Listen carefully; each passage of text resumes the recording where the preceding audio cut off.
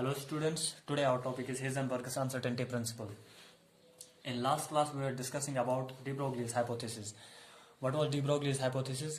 कोई भी मैटर होगा, स्पेशली जो माइक्रोस्कोपिक मैटर होता है, जैसे कि इलेक्ट्रॉन, प्रोटॉन, न्यूट्रॉन, या अगर सपोज हीलियम अल्फा पार्टिकल्स होंगे, ठीक है, माइक्रोस्कोपिक पार्टिकल्स जो भी होते हैं, जब वो मोशन में होते हैं, ठीक है, तो उनके दो नेचर होते हैं, ड्यूअल नेचर होता है, that is particle nature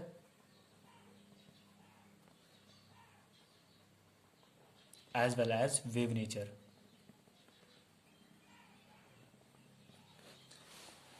particle nature तो हमें मालूम है. How we will understand the wave nature. Wave nature को कैसे अंडरस्टैंड करेंगे? सपोज हम एक छोटा सा एक्सपेरिमेंट करते हैं. यहाँ पे मैं एक प्लेट लूंगा जिसमें दो स्लिट्स लेता हूँ. स्लिट्स मतलब नैरो होल्स, ठीक है. और यहाँ पे एक स्क्रीन लेता हूँ, फ्लोरेसेंट स्क्रीन, और इस पे जिंक सल्फाइड की कोटिंग करूंगा जिसकी वजह से फ्लोरेसेंस क्रिएट होगा. यहाँ पे मैं एक इलेक्ट्रॉन गन रखूंगा. I will keep electron gun here and I will throw electrons from this electron gun. और जब ये इलेक्ट्रॉन्स थ्रो में करूंगा तो ये इलेक्ट्रॉन्स पास होंगे इस वाले स्लिट से भी और इस वाले स्लिट से भी. And we know when this electrons fall on this screen, तो फ्लोरेसेंट स्क्रीन, तो यहाँ पे फ्लोरेसेंस क्रिएट होगा. कहाँ कहाँ पे फ्लोरेसेंस क्रिएट होना चाहिए according to the particle nature of matter? एक तो पॉइंट ए पे फ्लोरेसेंस क्रिएट होना चाहिए और पॉइंट बी पे. बट हम देखते हैं यहाँ पे एक हमें पैटर्न मिलता है. सिर्फ ए एंड बी पे पैटर्न नहीं मिलता है, हमें यहाँ पे भी कुछ पैटर्न मिलता है. इन वाले पॉइंट्स पे भी कुछ पैटर्न मिलेगा, ठीक है. तो इसका मतलब है, ये पैटर्न क्यों मिला यहाँ से? इसका मतलब है यहाँ पे कि ये जो इलेक्ट्रॉन चल रहा है इसका वेव नेचर भी है, ठीक है. जब ये वेव्स पास हो रही है इस स्लिट में से, तो यहाँ पे वेव्स को इंटरफेरेंस हो रहा है और इंटरफेरेंस होने की वजह से आपको यहाँ पे भी फ्लोरेसेंस का पैटर्न मिलेगा, ठीक. सो इस एक्सपेरिमेंट को हम कहते हैं Young's double slit experiment. This experiment is known as Young's double slit experiment. सो इस एक्सपेरिमेंट से हमें मालूम पड़ता है कि इलेक्ट्रॉन का क्या होता है, वेव नेचर भी होता है. और जो भी माइक्रोस्कोपिक पार्टिकल्स होते हैं जब वो मोशन में होते हैं तो उनका वेव नेचर भी होता है, ठीक है. आ गया समझ? तो अब अगर इलेक्ट्रॉन का वेव नेचर होगा, इससे पहले हमने पढ़ा था Bohr's model of an atom. तो बोर्स मॉडल में हमने पढ़ा जब इलेक्ट्रॉन रिवॉल्व करता है, electron revolves around a nucleus in a fixed particular orbits. In a fixed particular orbits, this is electron, it is revolving around the nucleus in a fixed particular orbits, and these orbits are having fixed value of radius, मतलब इनकी position fixed होती है. और इस particular एक particular orbit में electron की velocity भी फिक्स्ड होती है. Velocity is also fixed. Mass of electron तो कांस्टेंट होगा ही, और एनर्जी वगैरह ये सब तो फिक्स होता है. दैट मीन्स अगर बोर्स मॉडल के हिसाब से इलेक्ट्रॉन रिवॉल्व कर रहा है अराउंड द न्यूक्लियस, उसके पास होगी fixed position, fixed velocity as well as fixed velocity. और बोर्स मॉडल वाई इसकी क्यों फिक्स्ड पोजीशन और फिक्स्ड वेलोसिटी होती है? Because Bohr's model is not accounting for wave nature of electron, it is not accounting for wave nature of matter.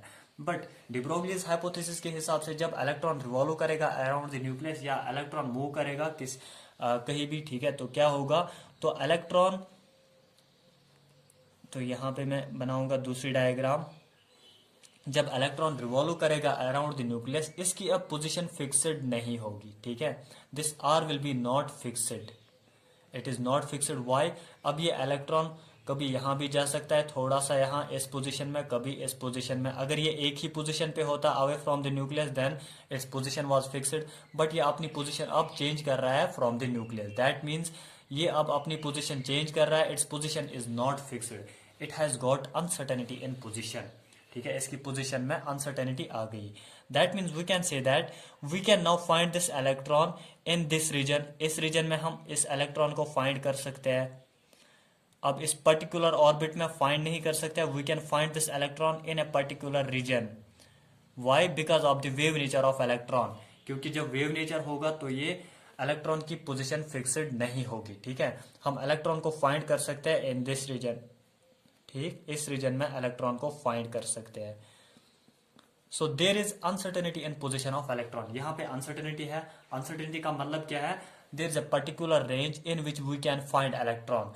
We can not find electron at a fixed position from the nucleus. एक fixed position पे electron को नहीं हम find कर सकते हैं। ठीक है, this electron can be find into a particular range. मतलब ये इस रेंज में कहीं भी हो सकता है, एक फिक्स्ड पोजिशन पे नहीं होगा। This range we represent this range by delta x. ठीक है, and this delta x is known as uncertainty in position. What is now uncertainty in position? It's a range in which electron is in which electron can be present, जिस range में electron present हो सकता है। ठीक है, अब जब electron के पास, अब हमने देखा जब अगर इलेक्ट्रॉन के पास, जब इसके पास वेव नेचर होता है तो इसकी पोजीशन भी फिक्स्ड नहीं होती है, इसकी पोजीशन में अनसर्टेनिटी होती है। कितनी अनसर्टेनिटी होती है? Delta x. और जब अनसर्टेनिटी होगी और ये जब रिवॉल्व करेगा अराउंड द न्यूक्लियस या मोशन में होगा, जब पोजीशन में अनसर्टेनिटी होती है तो इसके मोमेंटम में भी अनसर्टेनिटी होगी। That uncertainty is represented by delta P. अब momentum, what does the momentum mean?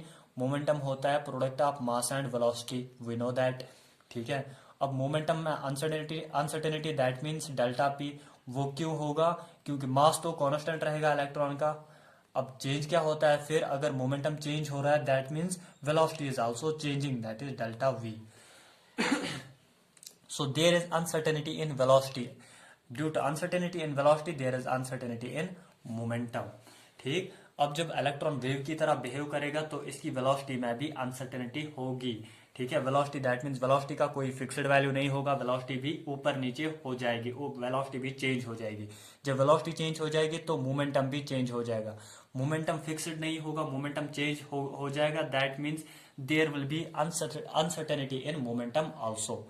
ठीक, now what is the Heisenberg's uncertainty principle? Heisenberg's uncertainty principle बता रहा है हमें कि अगर हम प्रोडक्ट करेंगे दी इन अनसर्टेनिटी इसको uncertainty in position and uncertainty in momentum, अगर हम इनका प्रोडक्ट लेते हैं वो होगा ग्रेटर और equal to h by 4 pi. This is the mathematical representation of Heisenberg's uncertainty principle. इसका मतलब क्या है? ये एक कांस्टेंट के बराबर होता है। न्यूमेरिकल्स में तो हम बराबर ही लेते हैं। ठीक है, या तो थोड़ा सा ग्रेटर होगा या तो बराबर। इसका मतलब है अगर मैं ये uncertainty in position, uncertainty in momentum, इनका प्रोडक्ट लेता हूं तो ये कांस्टेंट के बराबर होगा। दैट मीन्स अगर मैं ये अनसर्टेनिटी इन पोजीशन इसको एक्यूरेट कर दूंगा, ठीक है, या इसका कुछ वैल्यू लूंगा, if I will try to make it accurate, इसको मैं एक्यूरेट बनाऊंगा तो क्या होगा? यहाँ पे तो कांस्टेंट ही है। ठीक है, तो क्या होगा अगर मैं इसका वैल्यू फिक्स्ड करूंगा, डेल्टा एक्स का मतलब अनसर्टेनिटी इन पोजीशन का वैल्यू, इसका वैल्यू फिक्स्ड करूंगा तो इसका वैल्यू क्या हो जाएगा? इसका वैल्यू अनसर्टन हो जाएगा, इसकी अनसर्टेनिटी ज्यादा बढ़ेगी। दैट मीन्स इसकी इनएक्यूरेसी बढ़ेगी, inaccuracy, its inaccuracy will increase. अगर मैं इसको फिक्स्ड करूंगा, मोमेंटम, अनसर्टेनिटी इन मोमेंटम को फिक्स करूंगा तो अनसर्टेनिटी इन पोजीशन की, अनसर्टेनिटी इन पोजीशन में इनएक्यूरेसी बढ़ेगी। तो हेजनबर्ग्स अनसर्टेनिटी प्रिंसिपल क्या बोल रहा है? We can not determine position and momentum of the electron simultaneously. ठीक है, मतलब एक ही टाइम पे हम पोजीशन और मोमेंटम इलेक्ट्रॉन के साइमल्टेनियसली नहीं निकाल सकते हैं। ठीक है, मतलब जब इलेक्ट्रॉन रिवॉल्व कर रहा है, suppose at a particular instant of time, if I want to calculate position of the electron, अगर मुझे पोजीशन डिटरमाइन करना है और मोमेंटम डिटरमाइन करना है एट ए पर्टिकुलर टाइम, एक ही टाइम पे मैं दोनों एक्यूरेटली मेजर नहीं कर सकता हूँ, दोनों मैं एक्यूरेटली डिटरमाइन नहीं कर सकता हूँ। ठीक है, so what we have to do, we have to fix one thing and another will not be accurate. अगर हम एक को एक्यूरेट करेंगे, suppose if we will try to accurate position of electron in an orbit, then its momentum will change, its momentum will be inaccurate, momentum कभी आपको accurate नहीं मिलेगा। और अगर आप momentum accurate करने की ट्राई करोगे, momentum को accurate करोगे, if you will fix momentum of electron, then its position will change, इसकी पोजीशन उस वक्त उसकी पोजीशन में अनसर्टेनिटी होगी। ठीक है, so there is uncertainty in position और मोमेंटम। अगर आप एक को चेंज करोगे तो दूसरे में अनसर्टेनिटी बढ़ जाएगी। सो साइमल्टेनियसली हम position and momentum accurately determine नहीं कर सकते हैं। This is Heisenberg's uncertainty principle. So the definition of Heisenberg's uncertainty principle is, according to this principle, it is impossible to determine exact position and momentum of electron. ये impossible है दोनों exactly determine करना, दोनों accurately determine करना एक साथ, ठीक है, position और momentum around the nucleus simultaneously with equal accuracy. Mathematically, delta x into delta p, that will be greater or equal to h by 4 pi. Where delta x क्या है इसमें, uncertainty in position, and delta p is uncertainty in momentum. We can also write this formula as, अगर हम delta p को हम लिख सकते हैं m delta v, so we can write delta x into m delta v is greater or equal to h by 4 pi. अब यहाँ पे कंडीशन अगर हम देंगे, अगर हम पोजीशन को फिक्स करेंगे, that means delta x is what, it is uncertainty in position. अगर हम अनसर्टेनिटी इन पोजीशन को जीरो करेंगे, that means we have fixed position of electron around the nucleus. then what will be the change in what will be uncertainty in momentum? Uncertainty in momentum will reach infinity. how? अगर मैं इसको zero करूंगा, इसका value zero करूंगा, ठीक है, और relation क्या है हमारे पास, relation is delta X delta P equal to H by 4 pi. हम तो फिर रिलेशन में इक्वलिटी का साइन लेते हैं, इक्वल टू एच बाई 4 पाई. अगर मैं डेल्टा एक्स को जीरो करूंगा, दैट मीन्स इसका वैल्यू मैंने जीरो लिया, तो जीरो को यहाँ लूंगा, ठीक है, वो इसको डिवाइड में आ जाएगा, तो डेल्टा पी कितना बनेगा, anything divide by zero, that will be infinity. तो uncertainty in momentum that will be infinity. That means uncertainty in momentum बहुत ज्यादा बढ़ गया. और अगर मैं मोमेंटम को फिक्स करूंगा, that means uncertainty in momentum को फिक्स करूंगा, या अनसर्टेनिटी को जीरो करूंगा, दैट मीन्स मोमेंटम को फिक्स करूंगा, तो delta x uncertainty in position जो होगा वो इन्फिनिटी हो जाएगा. दैट मीन्स वो चेंज हो जाएगा, वो बहुत ज्यादा बढ़ेगा. So this is the relation of Heisenberg's uncertainty principle. अब कुछ क्वेश्चंस करते हैं. पहला क्वेश्चन है, a microscope using suitable photons. एक माइक्रोस्कोप है जो फोटॉन्स यूज कर रहा है, is employed to locate an electron in the atom. इस माइक्रोस्कोप की वजह से, मतलब ये माइक्रोस्कोप फोटॉन्स यूज कर रहा है, फोटॉन्स यूज करने की वजह से हमें इलेक्ट्रॉन देखना है, ठीक है, in an atom with a distance of 0.1 angstrom. और कितने डिस्टेंस में हमें इलेक्ट्रॉन देखना है, 0.1 एंगस्ट्रॉम में. That means there is uncertainty in position of electron. इस डिस्टेंस में हमें इलेक्ट्रॉन देखना है. This is the distance in which we are to find electron, that is 0.1 angstrom. Then what is 0.1 angstrom? It is uncertainty in position. इसी distance में हमें electron ढूंढना है, ठीक है. What is the uncertainty involved in the measurement of its velocity? अब हमें इसकी वेलोसिटी में कितनी अनसर्टेनिटी होगी, ठीक है. वी नो द फॉर्मूला क्या है हमारे पास. पहले हम 0.1 एंगस्ट्रॉन हमें वेलोसिटी निकालनी होगी मीटर पर सेकंड में, सो इसको भी ऐसा यूनिट में कन्वर्ट करते हैं. ये किसके बराबर होगा, 0.1 इंटू 10⁻⁻10 मीटर. दैट इज, इसको हम लिख सकते हैं 10⁻⁻11 metre. Okay, now we have to find uncertainty in velocity. We know the formula delta x, that is uncertainty in position, into m delta v, that will be equal to h by 4 pi. Delta x हमें मालूम है, delta v हमें निकालना है, delta v को वहीं पे रखो. m is what, m is mass of electron, और h का वैल्यू 6.63, तो अप्रोक्सीमेटली लिखेंगे 6.6 इंटू 10⁻34 डिवाइडेड बाई 4. पाई का वैल्यू 22/7, और डेल्टा x का वैल्यू निकला है हमें, that is 10 raised power into 10 raised power -11, और मास ऑफ इलेक्ट्रॉन कितना होगा, 9 इंटू 10 रेज्ड पावर 9.1 होता है, 9, तो अप्रोक्सीमेटली 9 ही लिखेंगे. 9 इंटू 10 रेज्ड पावर -31 kg. सो हमारा क्वेश्चन बनेगा, अब हम इसको कैलकुलेट कर सकते हैं. 6.6 को 10 से मल्टीप्लाई करो, वो 10 इसको यहाँ पे 10 रेज्ड पावर -1 से मल्टीप्लाई, तो ये बनेगा हमें 66 इंटू 10 रेज्ड पावर -35. सिंपली 10 से मल्टीप्लाई किया, डिवाइड किया, वो डिवाइड वाला 10 इसके साथ आ गया, डिवाइडेड बाय 4 इंटू 22/7 इंटू, ये कैलकुलेशन इजी बनाने के लिए, ठीक है, 10 रेज्ड पावर -11 इंटू ये 10 रेज्ड पावर -31 है यहाँ पे, और इसमें से 31 कट जाएगा, तो यहाँ पे क्या रहेगा, 10 रेज्ड पावर 3 रहेगा, ठीक है,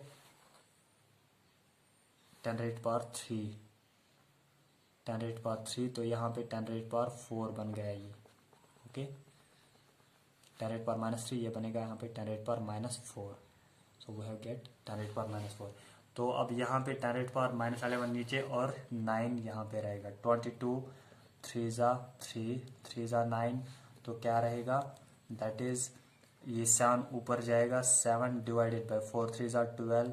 7/12 इंटू, अब यहाँ पे क्या रहेगा, 10⁻11 ऊपर जाएगा तो +11 बनेगा.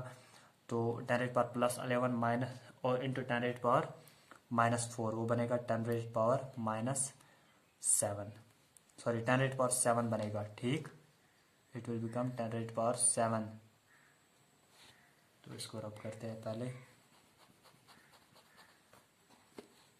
10⁻7. ओके. नाउ अगर हम इसका वैल्यू कैलकुलेट करेंगे वो आएगा बराबर 5.8 इंटू 10⁻6 मीटर पर second. This will be the uncertainty in velocity delta we. Our next question is a golf ball has a mass of 40 ग्राम. एक बॉल है, गल्फ बॉल है हमारे पास और जिसका मास कितना है 40 gram and speed of 45 metre पर सेकेंड और वेलोसिटी कितनी है उसकी 45 मीटर पर second. If the speed can be measured with the accuracy within the accuracy of 2%. अगर स्पीड 2% एक्यूरेसी से हम मेजर कर रहे हैं, calculate uncertainty and position. Now what we have to calculate, we have to calculate uncertainty and position, that is delta x. और क्या हमें delta we दिया हुआ है? नो, अभी हमें डेल्टा वी मालूम नहीं है. ठीक है, तो कैसे निकालेंगे, हमें सिर्फ दिया हुआ है वी. यहाँ से वेलोसिटी कितना है 45 मीटर पर सेकेंड. बट क्वेश्चन में इसे आपको बोल रहा है कि velocity that is speed can be measured with in accuracy of 2%. Accuracy कितनी होगी वेलोसिटी मेजर करने में? 2%. So what will be the uncertainty in velocity delta v? That will be simply 2% of this 45 multiply by 2/100 वो आएगा 0.9. Okay, सो 0.9 meter पर second is your delta v, that is uncertainty in velocity. Now we can easily calculate uncertainty in position. Uncertainty in position into m delta v. That will be equal to h by 4 pi. And uncertainty in position will be equal to h का value 6.6 into 10⁻⁻34 divided by 4 into pi का value 22/7 into mass of electron 9.1 into 10⁻⁻31 kg and delta v वो भी आपको मालूम है 0.9 meter पर second. Now after doing calculations we will get delta x is equal वो आएगा हमें बराबर 1.3 into 10⁻⁻33 meter. This is our uncertainty in position. Okay, और next question is if uncertainty in position and momentum are equal. अगर position और momentum में जो uncertainty है अगर वो इक्वल है दोनों, ठीक है, then calculate uncertainty in velocity. We have to calculate uncertainty in velocity. तो इस पैटर्न का क्वेश्चन या ऐसा क्वेश्चन बहुत बार जेईई मेंस में आया है. ठीक है, तो इस क्वेश्चन से पे अच्छे से ध्यान देना. अब क्वेश्चन में क्या बोल रहा है, uncertainty in position is equal to uncertainty in momentum. अब नेक्स्ट बार जब क्वेश्चन देगा तो नेक्स्ट बार ऐसा भी दे सकता है question, uncertainty in position will be 2 times the uncertainty in momentum और uncertainty in momentum will be 2 times 3 times. ठीक है, तो ऐसा क्वेश्चन दे सकता है. So you should remember that. ठीक है, इस पैटर्न पे भी क्वेश्चन आपको मिल सकता है. तो इस क्वेश्चन में आपको बोल रहा है uncertainty in position is equal to uncertainty in momentum. Then what you have to calculate uncertainty in velocity. ठीक, तो हमें फॉर्मूला पता है, सिंपल सा क्वेश्चन है. Uncertainty in momentum into uncertainty in position into ये पोजीशन है, ये मोमेंटम है, that will be equal to h by 4 pi होगा ना. ठीक है, अब अगर अनसर्टेनिटी इन पोजीशन बराबर है अनसर्टेनिटी इन मोमेंटम को तो हम इसको भी डेल्टा एक्स ही लिख सकते हैं या वी कैन राइट इसको भी हम डेल्टा पी ही लिख सकते हैं. ठीक है, डेल्टा एक्स को हम डेल्टा पी ही लिख सकते हैं. सो डेल्टा पी इसके बदले लिखेंगे डेल्टा एक्स के बदले, that will become delta p square. Delta p square is equal to h by 4 pi. Now we get delta p is equal to under root of h by 4 pi. यहाँ तक clear? ठीक है, अब delta P किसके बराबर होता है? m delta we.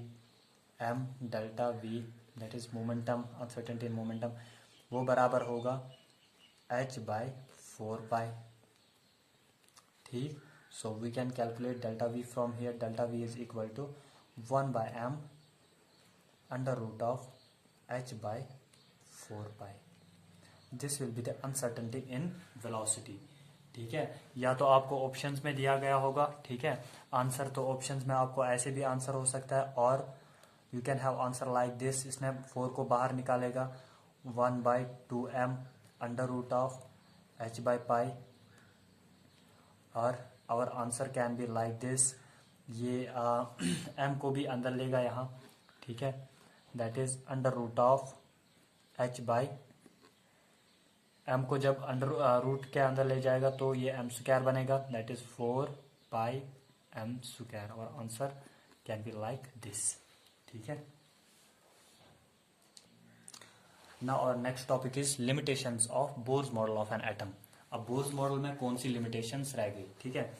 It's only applicable for single electron system, ये हमने वहां पे भी देखा था बोर्स मॉडल में, ये हाइड्रोजन लाइक स्पीशीज के लिए ही एप्लीकेबल होता है। दैट मीन्स जिनके पास एक ही इलेक्ट्रॉन होगा, जिन स्पीशीज के पास एक ही इलेक्ट्रॉन होगा, उन्हीं के लिए बोर्स मॉडल एप्लीकेबल है, ठीक। दूसरा लिमिटेशन क्या है, it is not consistent with de Broglie hypothesis and Heisenberg's uncertainty principle. ये डी ब्रोगली हाइपोथेसिस और हेजनबर्ग्स अनसर्टेनिटी प्रिंसिपल को फॉलो नहीं करता है, उसके अकॉर्डिंग नहीं चल रहा है, ठीक है, क्योंकि बोर्स मॉडल में बोल रहा है इलेक्ट्रॉन का पार्टिकल नेचर होता है, ठीक है, और Heisenberg's de Broglie hypothesis and Heisenberg's uncertainty principle, these models account, these hypothesis, these laws accounts for that electron is also having wave nature, that is it is also having matter particle nature as well as wave nature, okay। और तीसरा limitation क्या है, it could not explain splitting of lines in electric and magnetic field। जो hydrogen spectrum की जो lines निकलती है, ठीक है, हाइड्रोजन स्पेक्ट्रम से जो हमें लाइंस निकलते हैं, लाइंस इमिट होती है, तो बोर्स मॉडल में ये एक्सप्लेन नहीं कर पाया कि इन लाइंस की स्प्लिटिंग कैसी होती है इलेक्ट्रिक फील्ड में और मैग्नेटिक फील्ड में, ठीक। No explanation was given, fourth limitation is no explanation was given for quantization of angular momentum. हमने बोर्स मॉडल में एक पोस्टुलेट पढ़ा था, एंगुलर मोमेंटम MVR, वो बराबर होता है n times h/2 pi, that is angular momentum quantized होता है, ये क्वांटाइज्ड वैल्यूज लेता है, लेकिन इसके लिए एक्सप्लेनेशन कोई नहीं दे सका ये, ठीक है। So there was no explanation for this postulate of Bohr's model of an atom. So this was also a limitation for Bohr's model of an atom. इसलिए Bohr's model of an atom ये क्या हुआ, that was failed. Okay. अब कौन सा model चल रहा है वो हम नेक्स्ट क्लास में स्टार्ट करेंगे, ठीक है।